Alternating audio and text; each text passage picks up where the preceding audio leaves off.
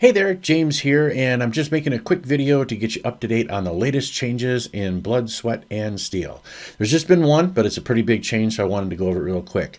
So basically, what I've decided to do as we go into final layout and publishing this game is going back to the original way I had set it up at the very, very beginning. So instead of going with a skills-based system, I'm going back to the career-based system that I originally had, only it's been expanded and I've made some other changes that I think are greatly going to benefit the game. So let me tell you why I switched. There's basically a couple of reasons. The first one is that I wanted to make this game easier for new players, people new to role-playing, to learn and to be able to jump in and feel comfortable and play the game with as little of a learning curve as possible. By creating archetypes through the use of careers, I think that's going to do a great job in getting people on into the game quickly and on the same page as to what their character can do and can't do. By having archetypes like soldier and mercenary, bounty hunter, blacksmith, farmer, huntsman, so on and so forth, I think that will give people a good idea of what their characters can do on a daily basis. And this will help.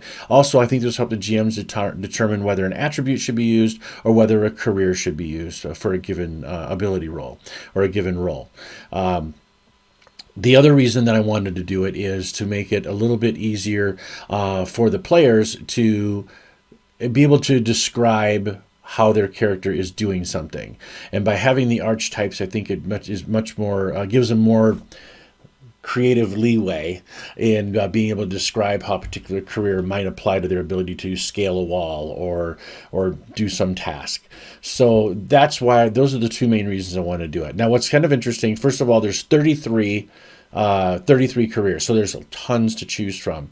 You'll get a number of points depending on the template you choose, whether it's Cub, Adventurer, or Legend, and you'll get a number of career points that you can put into a single career or into multiple careers. So you can be really good at one career, or you can be pretty good at a couple or two or three careers.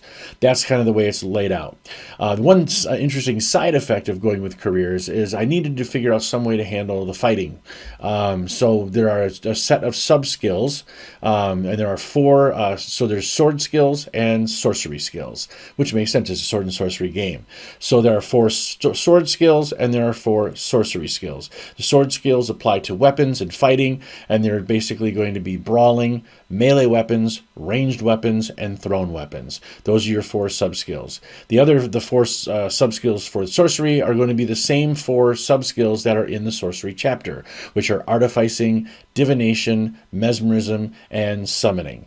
So you've got 8 sub-skills, basically swords and sorcery, and you get one set of points to allocate to those 8 sub-skills. So if you want to have a mage who can also wield a weapon, he's not going to be awesome at either. He's going to be pretty proficient at both. Or you could have a guy who's really good at fighting or really good at magic. It kind of helps keep the lanes clear so that people have more definitive roles in the game and they kind of know what their purpose is. So that's the big change in the game. It is a big change. The nice thing about using careers is you can still use talents. You can still add a talent to a career, to an attribute, so that it allows us to have even more customization to the character. So now we've got careers, we've got attributes, we've got talents, and we've got qualities. So you still have four primary traits to create your character from. It's going to give a lot of versatility. I think it's going to be a lot of fun. We will be play testing this over the next few weeks. So if you're interested in checking it out and seeing it for yourself, make sure to respond to this thread or shoot me a direct message to find out when our next game sessions are going to be. Until then, my name is James. Game on.